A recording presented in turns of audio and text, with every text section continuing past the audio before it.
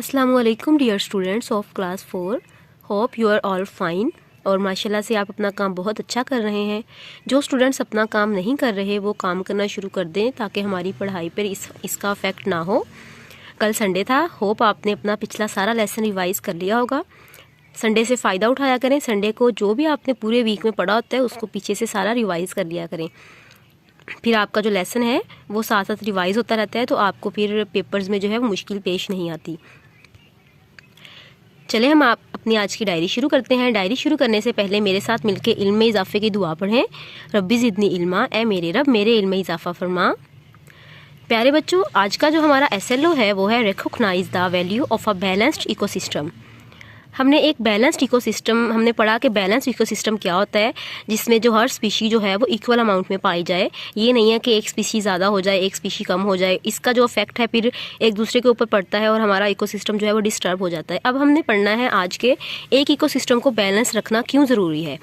Balance रखना इसीलिए ज़रूरी है ताकि जो हमारा इकोसिस्टम है उसमें किसी भी तरह का कोई अफेक्ट ना पड़े। अगर एक स्पीशी को किसी दूसरी स्पीशी को खाने की ज़रूरत पड़ती है तो वो उसकी अमाउंट बराबर होगी तो ही वो उसको खा सकेगी। तो आज के लेसन में जो SLO में हमने पढ़ना है कि एक जो इकोसिस्टम है उसको बैलेंस रखना बहुत ज़रूरी है और उसको हम किस तरीके से बैलेंस रख सकते हैं। पेज नंबर 35 पे आए।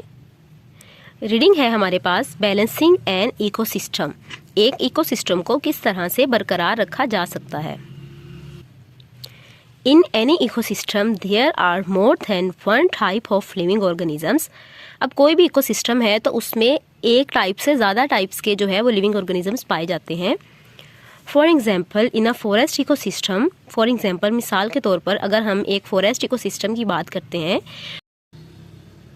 not only plant species are found but also various animals ranging from giant elephants to small earthworms in the soil।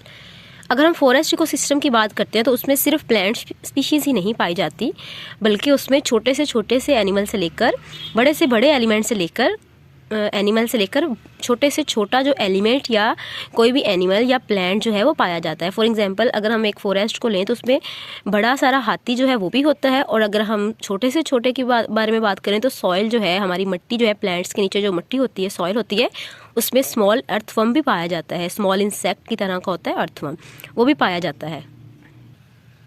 Page number 36 पे आए।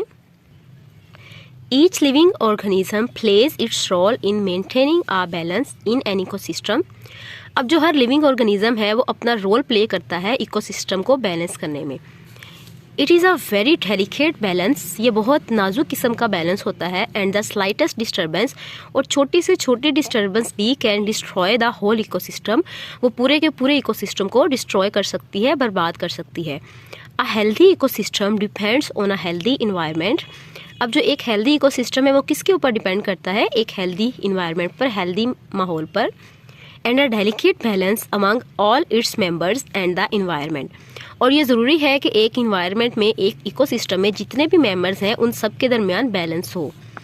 If anything disturbs the balance, अगर इनमें से कोई भी चीज़ जो है वो बैलेंस को डिस्टर्ब करेगी, द एंटायर इकोसिस्टम, तो पूरे का पूरा जो इकोसिस्टम है, and all its members will be affected, और उस इकोसिस्टम में जितने भी मेंबर्स हैं, जितने भी अफराद हैं, जितनी भी चीज़ें हैं, उनके ऊपर भी इसका अफेक्ट होगा। तो आज का जो हमारी रीडिंग थी वो थी बैलेंसिंग एन इकोसिस्टम। एक इकोसिस्टम को बैलेंस रखना बहुत ज़रूरी है। अगर एक इकोसिस्टम बैलेंस होगा तो ही हम सर्वाइव कर सकते हैं। सी वर्क में है हमारे पास, पेज नंबर 42 पे आएँ। पेज नंबर 42 पे पार्ट E है हमारा, उसका क्वेश्चन नंबर 1 है, why is it necessary to maintain a balance in an ecosystem. एक इकोसिस्टम में बैलेंस रखना क्यों ज़रूरी है। पेज नंबर 36 पे आए।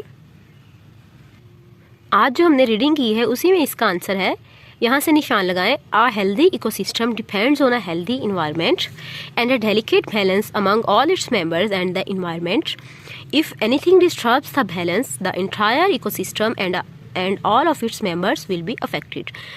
अगर थोड़ी सी भी डिस्टर्बेंस इकोसिस्टम में होती है तो उसका इफेक्ट जो है पूरे इकोसिस्टम पर पड़ता है। यहाँ तक इसका आंसर है क्वेश्चन नंबर 1 का, पार्ट E के क्वेश्चन नंबर 1 का आंसर है ये।